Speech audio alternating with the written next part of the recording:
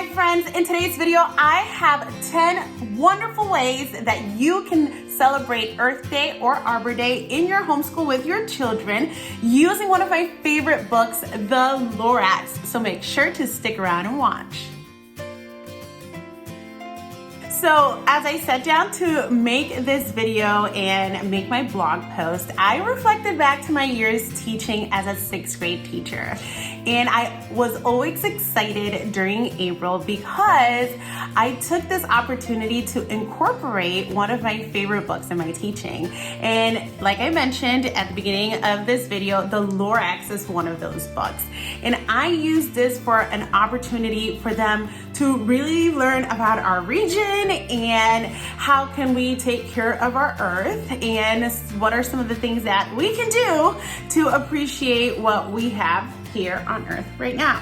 Now, as a homeschooling mom, I'm always looking for some opportunities to enhance my kids' learning here at home. I'm always trying to find ways to make cross-curricular connections and find some hands-on activities just to make learning fun. April is such a wonderful month. It's full of so much life.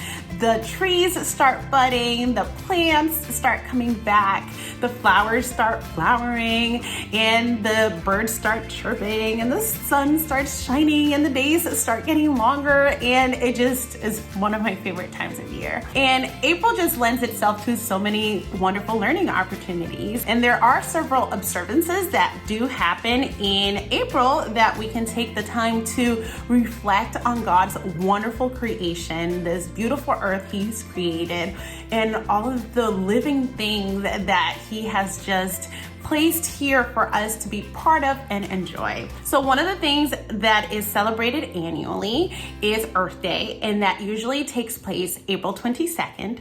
And another one is Arbor Day, and that takes place April 26th. So all the activities that I'm going to be sharing with you today, you can go ahead and use them for those 2 days, or really any time that you are going to be spending learning about Earth and our environment and all that fun jazz. So the very first activity that you can do with your children is to read the book, The Lorax. It doesn't matter how old your children are, reading to them is always a fun activity. My son in 5th grade loves it when he gets read to.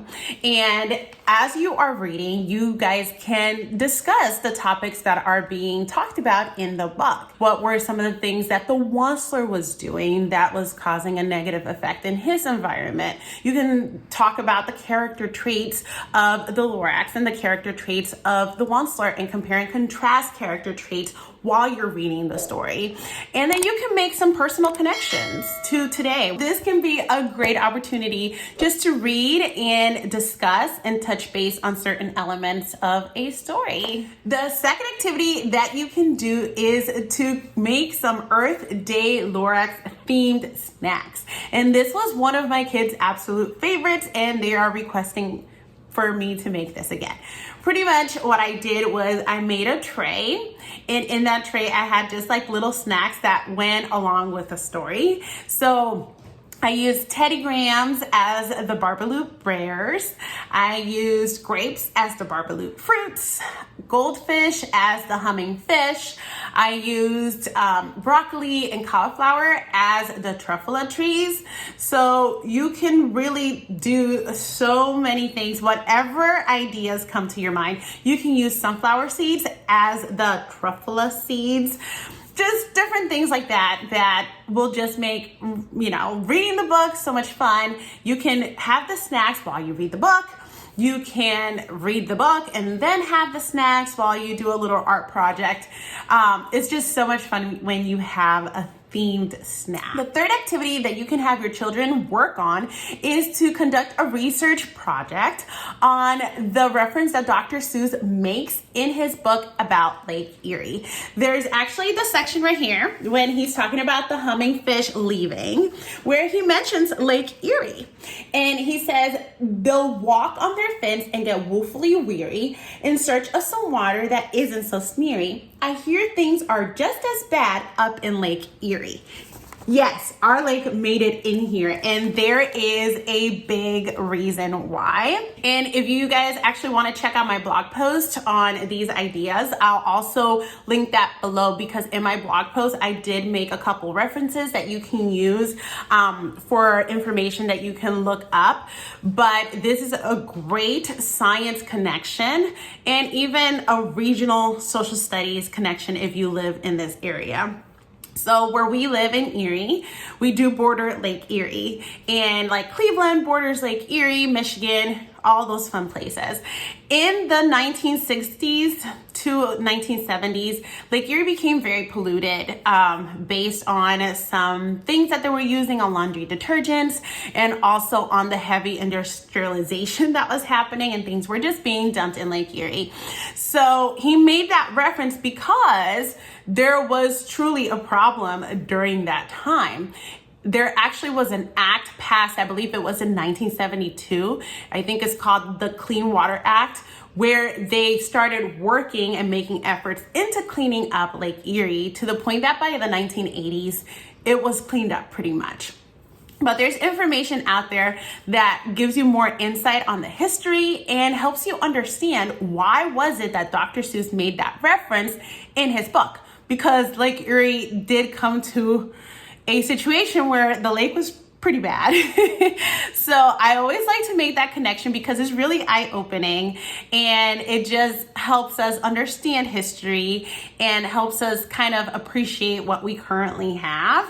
So if you want to have your kids do a little bit of a research project on that, they can make a poster about the history of it, why he made that connection, or they could also do a little quick oral presentation. They can work on their note-taking skills, where they could do little note cards and write a couple points, and then they could just present their information to the family or the kiddos on something that they learned about the history of that in that particular reference that Dr. Seuss made in the story, The Lorax. Activity number 4 is probably everybody's favorite, and that is to watch the movie The Lorax. It could be the classic one, or it could be the new one. You can pick and choose, but you can have the kids watch the movie and do a compare and contrast on both the book and the movie. And you can use a Venn diagram. I will be adding in the description a link to a Venn diagram that I have created that you can download for free. And you can use this Venn diagram really for any book, but if we're talking about the Dr. Seuss one, you can have them have the book on one side, have the movie on the other side, write the differences that they noticed in the movie, and then write the similarities in the center where both circles kind of overlap each other. And then you can just leave it at that, where they just note down those differences and similarities. But then if you want to make it a little bit further and you want to incorporate some composition and some writing skills, you can have them write some compare and contrast paragraphs. Take those notes that they took from the video and from the movie, and then write a little 1 or 2 paragraphs comparing and contrasting both the book and the movie. Or you can even have them do a review. You can have them do either a book review or a review on the movie. What was their opinion? What did they think? Which one would they recommend to a friend? You can have them you can really incorporate all those writing skills into just that particular activity. The 5th activity idea is to have your kiddos write a persuasive essay or a problem and solution essay about either current problems that we have right now, where there is a problem and they give a possible solution to it, or a persuasive essay where they use evidence from the book, kind of making their point across on how they think something should be done to better the environment. Again, they can use their writing skills, they're using their composition, they can use an outline and exercise the writing process that way. Start with generating ideas, doing a rough draft, and then doing a final draft. So you really can customize this to however you find fit for your kiddos at home. The 6th activity idea that you can do is to analyze the theme in the Lorax. There are many themes that you can find in the Lorax that can really be looked in depth and then applied to our everyday lives, like not being selfish or being considerate of others, or how greed can be a blinding thing, or how the love of money really is the root of all evil. You can just do so much. So, analyzing the theme of the story, you can just talk about it, or if you want to really incorporate it in writing, you can have them write a little journal entry about it, or you can go as far as, have them write a short answer response where they support it with evidence. Really up to you how deep you want to take it. Now, all these activities that I'm giving you, they're just ideas. You don't have to do all these things. You can just pick one and go with that one for that particular day. The next idea is super fun, is recycled art. And this really comes from my daughter and what she does. So you can really take a box when you receive things in the mail and have the kids either create a little card, decorate it, use it for different purposes instead of just breaking it down and throwing it away. My daughter looks forward to any boxes arriving to our house. The moment it arrives, she's like, can I have it? And then she'll use it for her dolls. She'll decorate it. She'll make some sort of art project out of it. You can do that as well. Just recycle your boxes. You can also, the paper bags from when you go grocery shopping, if your paper bag is broken, you can repurpose that and you can use that as painting paper or as art paper, where the kiddos could really use it to draw on or paint on, and is nice and thick. So like if you use permanent marker, it won't bleed through. Or you can use the paper bags, as I've used this before in the last project that I did with my kids. I used it as a tablecloth outside so our acrylic paints wouldn't get all over the floor and over our bistro set. So just showing the kiddos how you can repurpose things and reuse it. You can use toilet paper rolls and make a toilet paper scrapbook. I went through that phase where I made toilet paper scrapbooks. Or you can make the Lorax out of a toilet paper roll, or you can paint a toilet paper roll to look like a truffle tree, and then use little pom-pom or paper, or even, that birthday paper that you get inside your bags. You can recycle those papers and let it be the tufts of the truffle tree. Our next activity is to plant some seeds or plant a tree.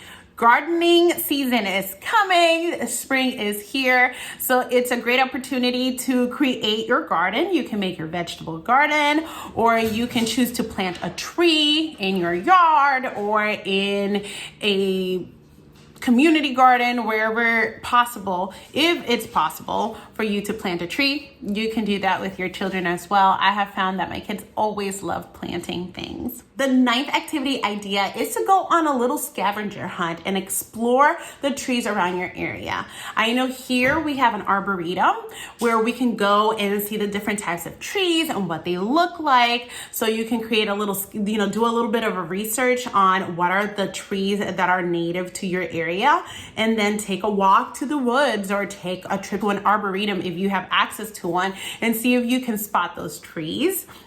I know we have, like here in Erie, Asbury Woods, which is another place that has a lot of trees. So really just exploring the trees that are native to your area and seeing if you can actually physically spot them. And last but not least is more of a community service activity, and this is to volunteer to do some cleaning up in your community, whether it is your neighborhood, whether it is a local park. I know here in Erie, we have a day or a couple of days where people can volunteer to go and clean up the beach in the peninsula, pick up all these things, so that it makes it nice for everybody else to enjoy during the summertime. So just really showing that community service, that volunteering is really good, and giving a service that we can do to better our community is a very positive thing. So all of these activities, I have them in my recent blog post, so I'll go ahead and link that in the description below. Make sure to check those out. If you give any of these activities a try, go ahead and let me know how you like them and how did your family do them differently. If you have other ideas that you would like like to share with us of some of the things that you have done in the past or you would like to do this year, go ahead and share that with me as well. I always love hearing from you. Thank you so much for watching. And if you have not done so yet, please remember to like and subscribe. I will see you next time. Bye.